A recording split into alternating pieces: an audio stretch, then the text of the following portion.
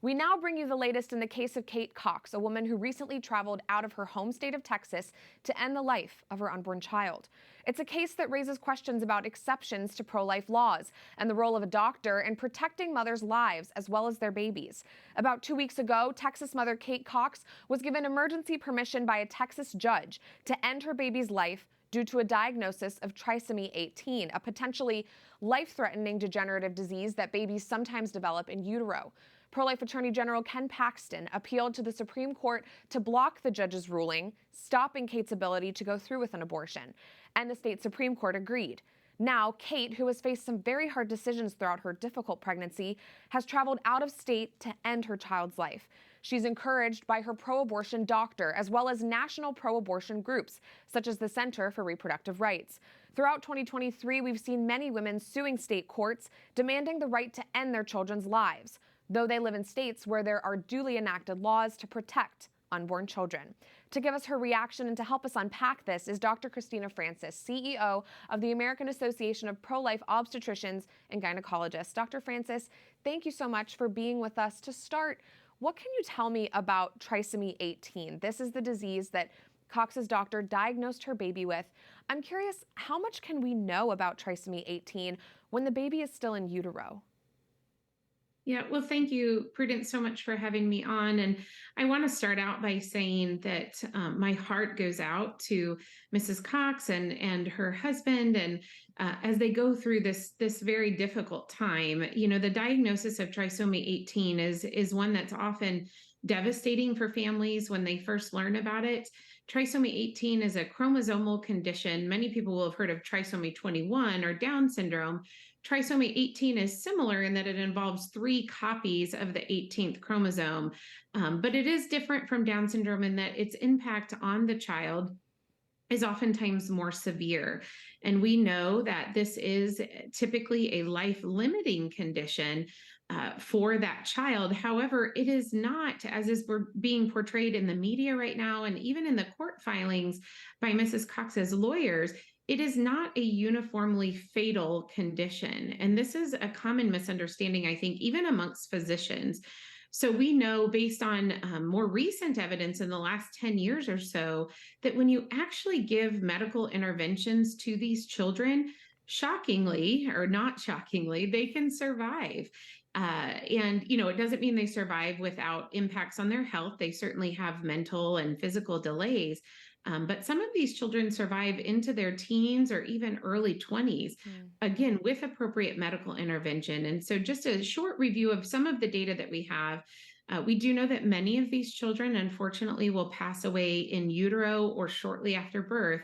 But for those that survive to 1 month of age, which may be as high as about 15%, if they are given appropriate medical interventions, up to 70% in some studies of them will survive until 1 year of age. And then if they survive till 1 year of age, the likelihood is very high that they will survive into their teen years. However, it does require that we see these children as human beings with value and worth and as our patients, and that we give them appropriate medical care. Absolutely. And Kate Cox's judge and doctor also cited threats to her health in allowing her this abortion. Can you speak to how trisomy 18 might affect the mother's health? Absolutely. Well, of course, I can't comment specifically on Miss Cox's case because I don't have her full medical record in front of me. But what I do have are the publicly filed court documents. We know that trisomy 18 in and of itself does not pose a life-threatening risk to the mother. There are certain things that can happen as a result of trisomy 18, such as a demise where the baby passes away in utero. There are many other conditions in pregnancy that cause an increased risk of stillbirth.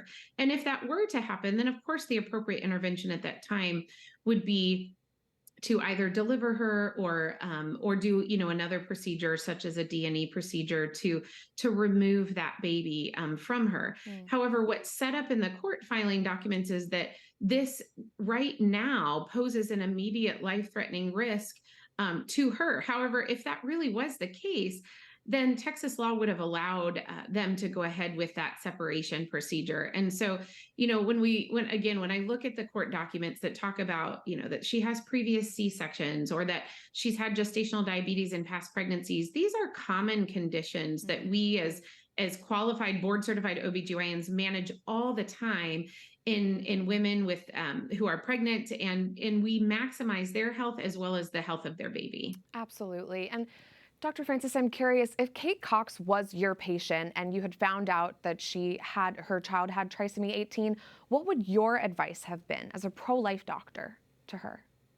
Absolutely. Well, again, I just want to emphasize this is a devastating and heart-wrenching thing for any family to have to walk through. And I have had patients sitting in front of me who have had this very diagnosis or other similar diagnoses for their children.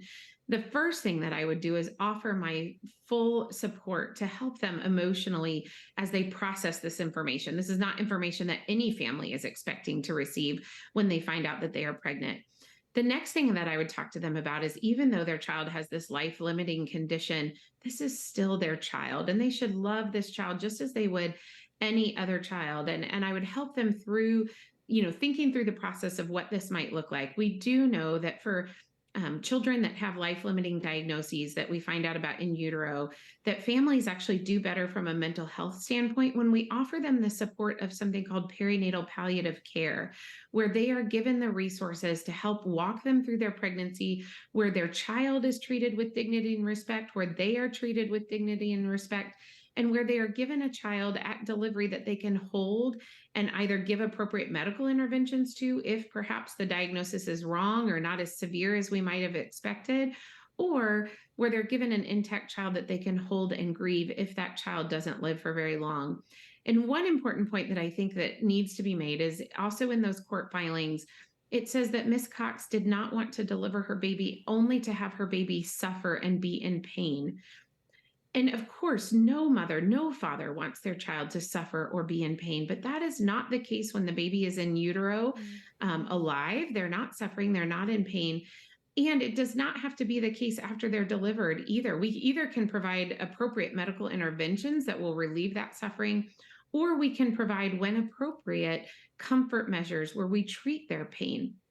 I know that what would cause her baby pain, however, is a procedure that would dismember that child while that child is still alive. And, part of a patient receiving compassionate care that's fully informed is that they understand that that's what's going on. And my concern is that Ms. Cox has not been given this information. Well said. Dr. Christina Francis, thank you for your compassionate takes on all of this.